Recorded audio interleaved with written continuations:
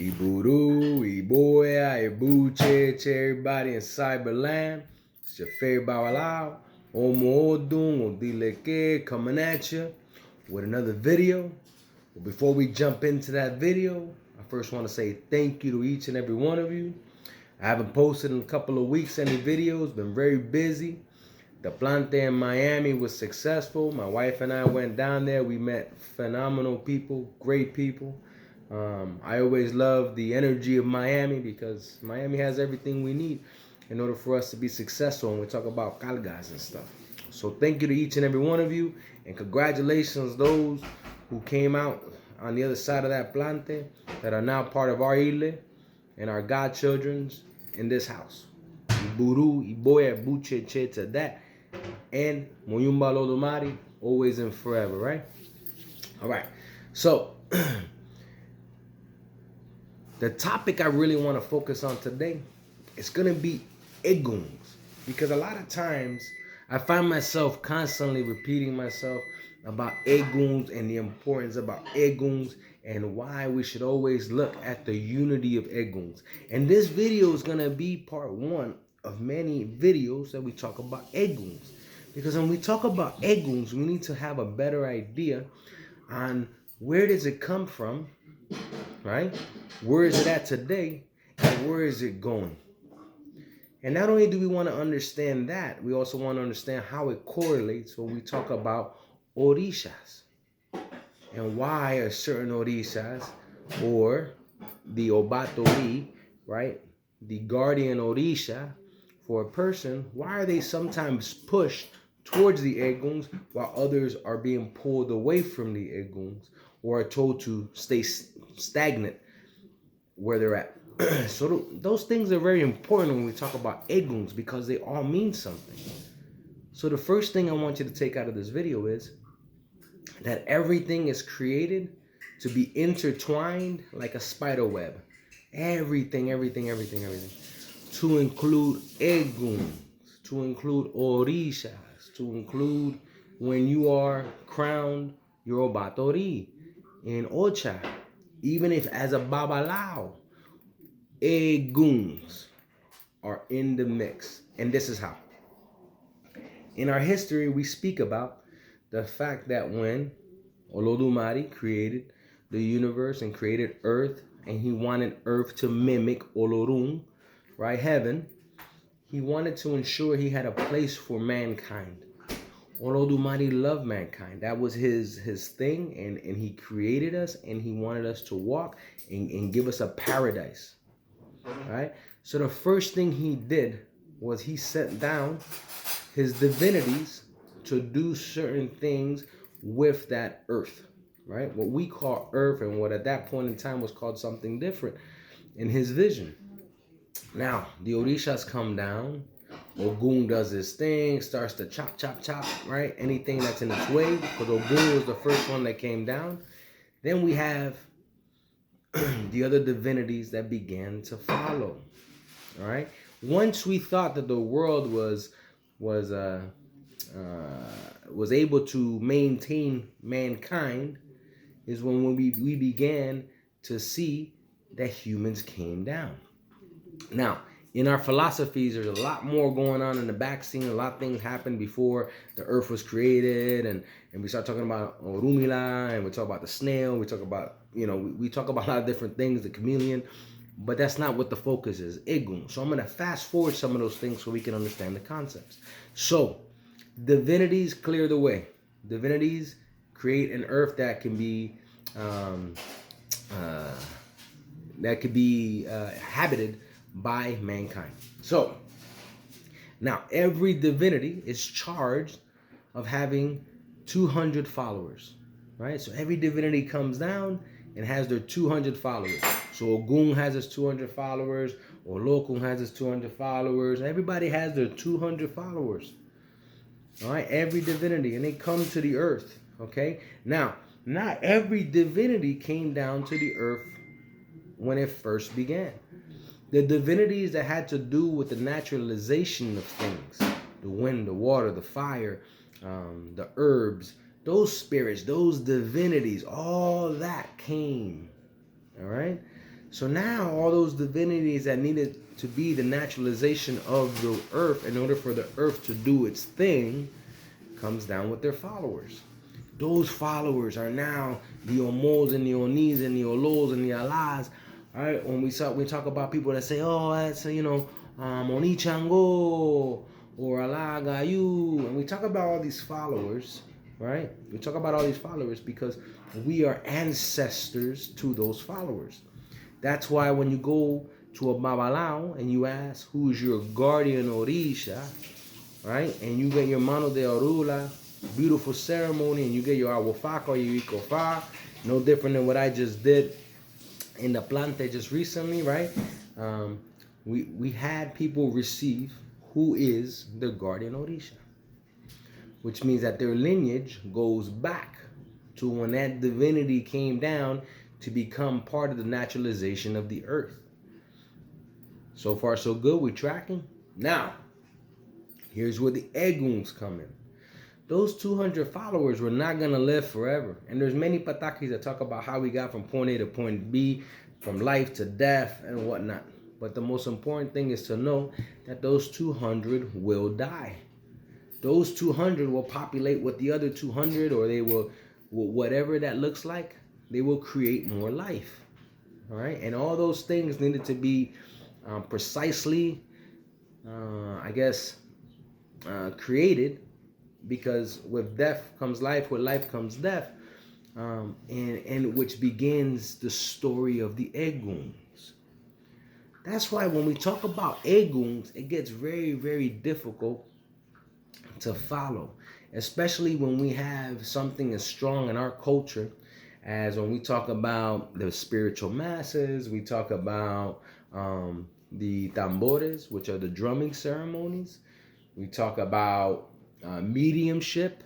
All right, we understand that there's a lot of different aspects of our faith that's all lumped in under this big umbrella, which is Ifa, because Ifa talks about it all. Ifa talks about all the religions. So we have to pay attention to that, because here's where Egguns get interesting. Egguns come from all shapes and sizes. That's why when you go to a spiritual mass, they tell you, hey, you have an Eggun of a Chinese guy, an Eggun of a Buddha, an Eggun of a big black, Congo, a slave look like almost back in the day. And people begin to try to figure out what is going on. Well, your ancestral line pulls a lot of that energy, right? Based on who and where you come from. Some have a lot more Egguns than others, but everyone is created different. So Egguns are now created, why? Because the original 200, they come down, they die, they multiply, they die, they multiply, they die, this, that, and the other, right? Because it's just a cycle of life. So then what happens? What happens at that point? Now, we all understand that there are 5 cycles to life. And right now, we are sitting in a 3rd cycle of life, which is human beings that are trying to fulfill a destiny, because if they don't, they have to come back and they got to reset and do the 3rd cycle again, right? So now, either they reincarnate or they jump to the 4th cycle. And the 4th cycle is where they sit in a certain realm of Egguns in order to assist the mankind, because they continue to help us in their daily chores. They continue to want to be with us, right? Which sometimes that energy creates some type of conflicts, because sometimes we don't attend an energy, right? If you don't harness an energy, and that's science, right? If you don't harness an energy right, energy just goes anywhere, right? That's why we created batteries. That's why we created a light bulb. So like when it gets electricity, it fuses, right? And it sticks to the coils, illuminating light. We had to control energy, and that's the problem. We need to understand that everything is energy. When I talk about the divinities, when I talk about the Egguns, I'm talking about energy. So Egguns equal energy. So now let's go back to some of the fundamentals of Eggun worship. Okay, why I tell everyone and anybody who's contacted and asked for advice, the first thing we say is learn your Eggun worship. Whether it's setting up an altar with a water flower candle, right? Whether it's a boveda, right, with a certain amount of cups set up, right? Making sure that that water always stays clean because it's a conductor to that energy, right? Making sure that those flowers are always alive and well. Making sure when you light that candle, you're meditating, you're not thinking of, let's see, very gluttonous type things. You're thinking about the top things that you need, which is love, prosperity, tranquility, right? Health, blessings. Those are the major things that people should ask for, right? We're not asking to win the lotto. We're not asking for anything else. Have honest conversations with those Egguns. Those Egguns walked your shoes before. They know how human life interacts. So a lot of times when you say, hey, if I'm trying to eat, right? I'm trying to bring in something for the house so we can have food on the table, so I can also bring food and honor you, right? You begin to manipulate that energy in order for a common good, right? Which is taking care of your family and your house. That's not selfish, that's selfless, right? You're trying to do right. All right. So that's Eggun. And that's the basis of Eggun. So what did we gather? We gathered the original 200 came, they multiplied, they died, just a cycle of life. We understand that each and every one of us come from one of those original 200 divinities, or I'm sorry, one of those original 200 that came down with divinities, right? Now, that's what marks our head. Now, the other piece is, always remember, in this fate, it is very, very, very important for you to understand Eggun and ancestor worship first before you jump into anything else, because that's important. That's the beginning of your discipline on how you are able to attend your Egguns, so that when you receive something a little bit more powerful, like your warriors, right? Now you're attending your Egguns, you're attending your warriors, and you're doing these things in that type of aspect because you're beginning to build that discipline, so that you don't begin to close some of those doors of energy, or you don't begin to harness those energies, right? Because that's very important when we talk about that. Then that brings me to my final aspect of this part one of Egguns, which is going to be learn who your Egguns are. Learn to follow intuition. Learn to go to spiritual masses so you can figure out what right looks like. Learn what are Egguns, and read some of the reputable sources that I'm constantly always push out to people. I always constantly give several authors that I think line up well against the teachings that I've been taught. So please read, learn, understand the Egguns, because the Egguns have a lot to do. So this is part one. There will definitely be another one, which we begin to start to understand why some Orishas are more compatible, and those who are sons and daughters of those Orishas should now blend in with the cults of Eggun, like Palo Mayombe, or receive a Teja de Eggun from a Babalao, or eventually receive Orun, which is in a cult of Orun, because they need to be more linked in with the Egguns in order for them to harness the energy.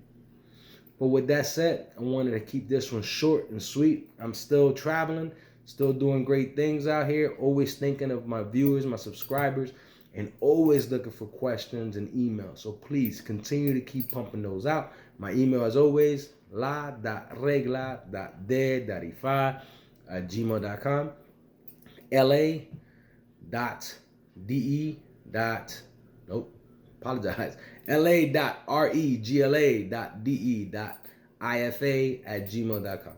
La regla de ifa.com at Gmail. So with that said, thank you all for subscribing. Give me the like, give me the share. Iburu, Iboya, Buche, Cyberland. Always a pleasure.